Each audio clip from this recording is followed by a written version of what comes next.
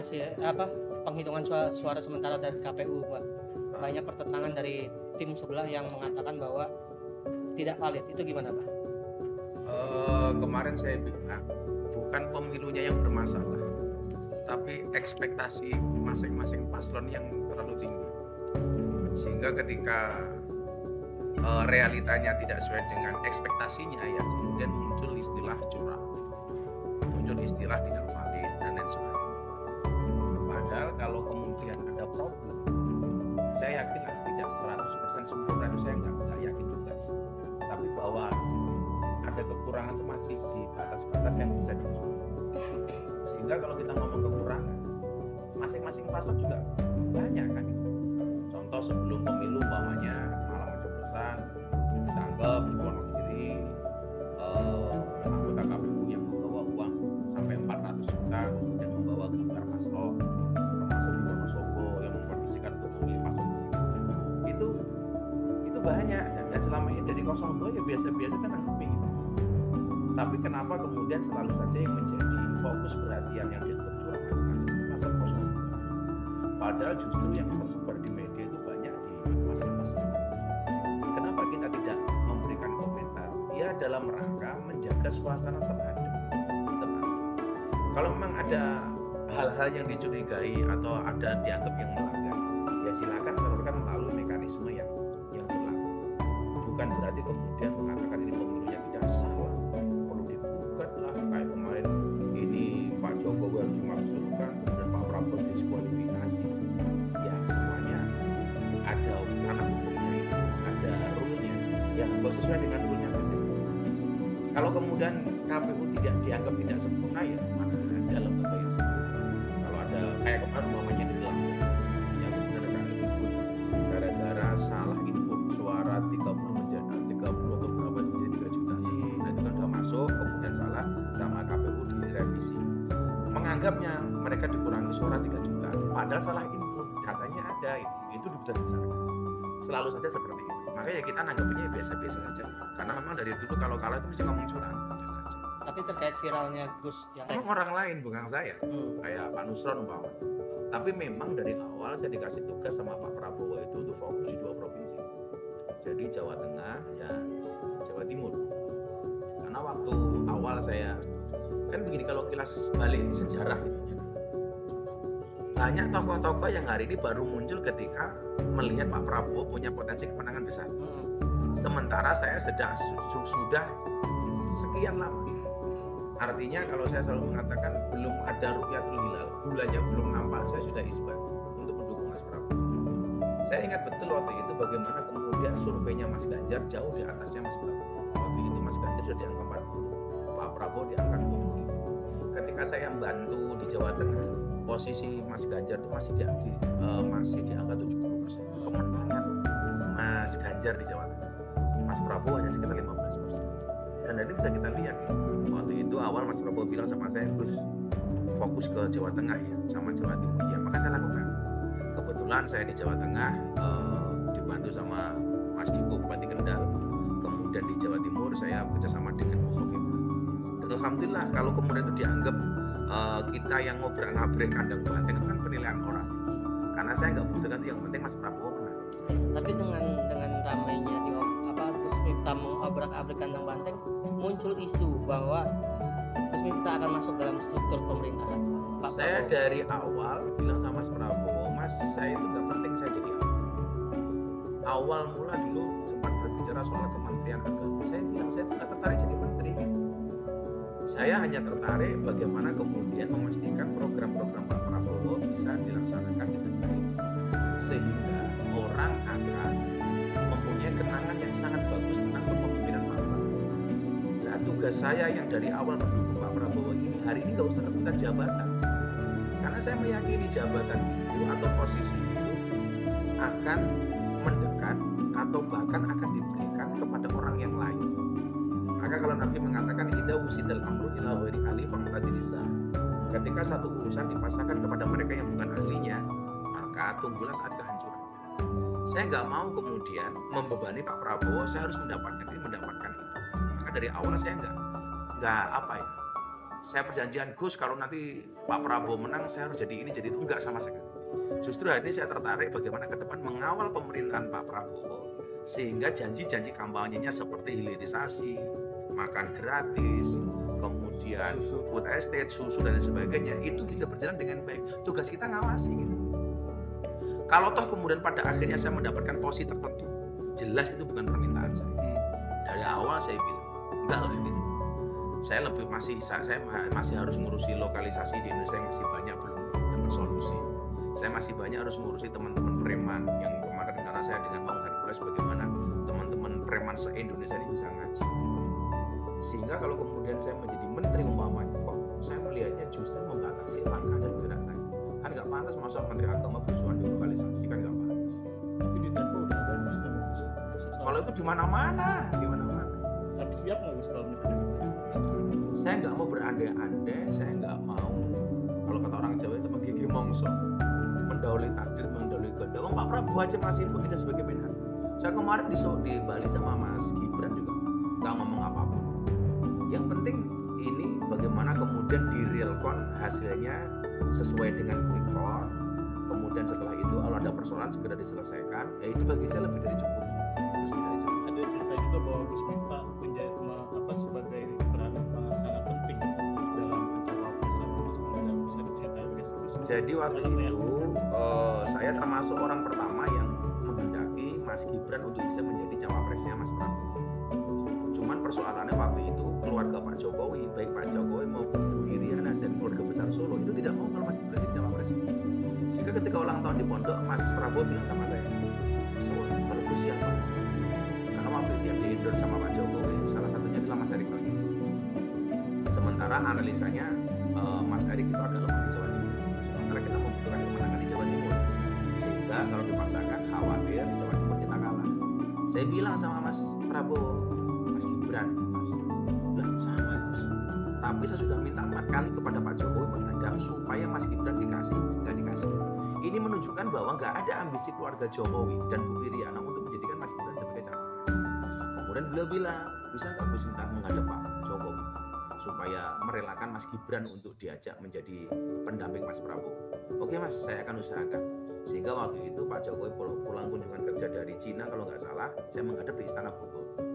Mas, bla bla bla bla bla bla. Ketika kalau Gus maunya siapa? Kalau nggak Mas Erick, saya waktu itu bilang Mas Gibran. Pak Jokowi itu langsung beranjak dari tempat duduknya. Jangan Gus, bilang begitu. Itu spontan. Ini menunjukkan bahwa Pak Jokowi memang tidak ada ambisi untuk menjadikan Mas Gibran itu. Sehingga ada yang orang mengatakan wah ini dinasti. Pak Jokowi harus mewariskan tahtanya untuk anaknya. Enggak.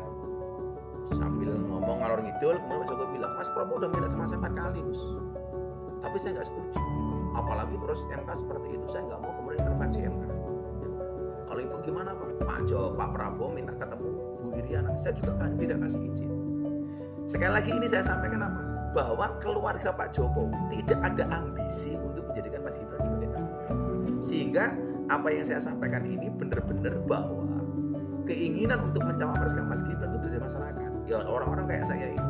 Saya ngeyel waktu itu, pokoknya Mas Gibran. Kalau nggak Mas Gibran siapa Gus? Kalau nggak Mas Gibran mungkin Bu Khofifah. Nah, pertimbangan saya sebagai ketua muslimah dan kedua sebagai gubernur Jawa Timur. Makanya kenapa setelah saya dari istana saya soal Bu Khofifah waktu itu kan ada videonya. Nah, dalam rangka itu. Nah, setelah itu saya komunikasi intensif dengan Mas Gibran. Mas Gibran ke pondok saya beberapa kali, saya ke Balai Kota macam-macam, ke Solo.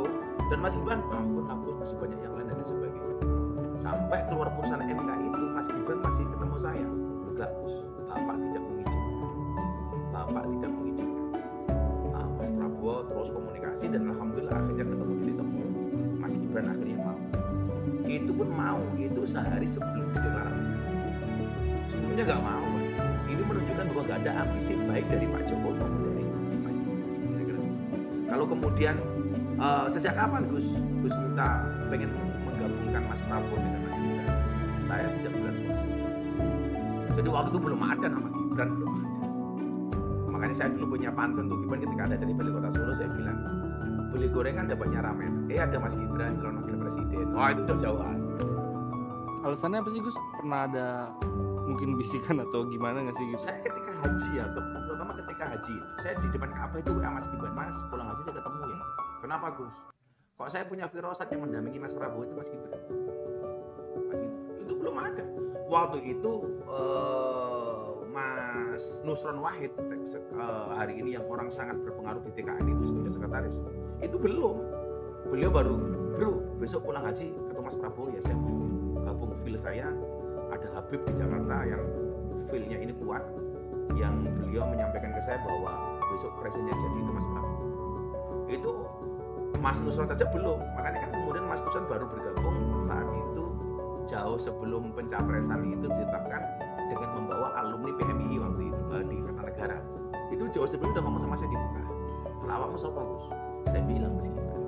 Jadi feel saya bahwa Mas Gibran itu punya kemampuan. Makanya Pak Jokowi bilang sama saya, Mas Gibran itu sebenarnya cerdas, cuma orangnya memang pendiam. Sangat cerdas. Makanya dibuktikan ketika debat ternyata melebihi ekspektasi kita semua. Terus nama Prabowo dan Mas Gibran itu pernah dibawa ke kiai-kiai sepuh ya. Nah, kalau melihat ceramahnya Gus Kausar di Solo, Gus Kausar mengatakan acara di rumah ibunya Pak Jokowi, Istiqosah itu, Gus Miftah adalah orang pertama yang meyakinkan kiai-kiai sepuh bahwa Mas Gibran itu layak mendampingi Mas Prabowo. Coba dicek di YouTube atau di TikTok, itu ada kalimat itu. Gus Miftah adalah orang pertama yang meyakinkan kiai-kiai sepuh bahwa anaknya Pak Jokowi namanya Mas Gibran itu layak mendampingi Mas Prabowo. Makanya kiai-kiai sepuh yang orang lain gak diterima, saya diterima. Saya diterima dengan baik Kiai Rofi'i di Pamekasan, saya diterima dengan baik di Kiai Sidogiri, Kiai Fuad, video santrinya beberapa ribu. Saya diterima dengan baik oleh Kiai Sepuh di Mojokerto namanya Kiai Musin Ilyas. Saya diterima dengan baik oleh Kiai Buddha Jasui namanya Gus Kausar. Bahkan dia mengatakan Gus Miftah saya wakafkan untuk membantu Mas Prabowo. Yang membawa nama Mas Gibran kepada Kiai Sepuh di termasuk Habib. Mbah ini yang paling layak untuk mendampingi Mas Prabowo adalah Mas Gibran. Kalau nama-nama yang lain disebut itu layak, cuman persoalannya tidak hanya sekedar layak, kita butuh menang. Untuk apa nama yang disebut layak tapi nggak menang? Yang kita butuhkan adalah layak dan berpotensi menang. Dan ketika berbicara kelayakan dan berpotensi menang, itu Mas Gibran. Dan ternyata kan terbukti. Bahkan lebih ekspektasi kita. Kita cuman waktu itu ngitungnya cuma 53-54, ternyata lebih. Artinya feel kita benar bahwa Mas Gibran ini layak mendampingi Mas Prabowo, artinya punya kemampuan, punya kapasitas, tapi dia juga punya potensi menang. Dan ternyata Gus salah satu yang menjadi sorotan juga nih mungkin Mayor Teddy nih, mungkin seperti apa sih Gus melihatnya nih, agak saya rame malam ini juga janjian sama Mayor Teddy. Jadi Mayor Teddy ini teman-teman catat, orang yang punya jasa, yang kemudian mengembalikan hubungan Gus Miftah dengan Pak Prabowo kembali dekat dan harmonis itu Mayor Teddy. Karena saya kenal dengan Mas Prabowo itu kan sejak tahun 2014, saya bantu beliau 2014. Kemudian saya pisah dengan Mas Prabowo karena waktu itu janji Mas Prabowo datang ke Polda tidak terpenuhi. Kemudian saya nggak ada komunikasi karena untuk komunikasi langsung dengan Pak Prabowo ini sekian banyak hambatan, sekian banyak tembok yang harus saya tembus, yang kemudian akhirnya menggandengkan kembali Miftah dengan Prabowo Subianto adalah jasa dari Mayor Teddy. Jadi waktu itu beliau mengundang saya untuk hadir di Kemhan di acara Nuzulul Quran bulan Ramadan. Tapi ternyata seminggu sebelum Nuzulul Quran berlangsung ada forum silaturahim ketua umum parpol di kantor PAN. Kebetulan saya diminta untuk penceramah dari Imam Sholat Zuhur. Di situ ketemu Teddy sama Pak Prabowo, kembali saya dipeluk sama Pak Prabowo lama. Teddy bilang, Pak, sudah kita undang besok ke umum. Jadi salah satu yang berperan kemudian mendekatkan kembali saya dengan Mas Prabowo adalah Mayor Teddy. Itu keren tuh anaknya. Jadi waktu itu dia pinternya apa? Tokoh-tokoh yang potensi semuanya diundang sama dia. Saya, Raffi Ahmad. Itu yang mendekatkan kembali sebenarnya adalah sosok yang seperti apa sih Gus? Mayor Teddy itu orangnya kalem tapi tegas. Orangnya cool, nggak banyak ngomong. Tapi memang kita melihat kemampuan dia dalam menghandle Mas Prabowo sebagai aset luar biasa. Bagaimana kemudian katakanlah ketika orang berebut dengan Mas Prabowo, bagaimana Mayor Teddy ini bisa ngatur orang ketika harus berdekatan dengan Mas Prabowo dan ini membahayakan Mas Prabowo umpamanya. Si Teddy ini mampu ngatur tanpa harus nyakiti orang tersebut dengan cara yang sopan umpamanya. walaupun memang tidak melupakan ketegasan dari seorang Mayor Teddy. Hmm. Kalau hari ini kemudian viral ya itu bonus bagi Mayor Teddy. Makanya kemarin diguyonin sama Pak Prabowo, ini mungkin kalau sudah tidak aktif nyalon sendiri jadi calon presiden tuh. Karena memang orangnya asik. Kebetulan saya sangat intensif, jadi pintu komunikasi saya yang paling utama ketika harus kontak dengan Pak Prabowo adalah Mayor Teddy. Jadi soal kewalian Gus Dur saat ini terbuktikan.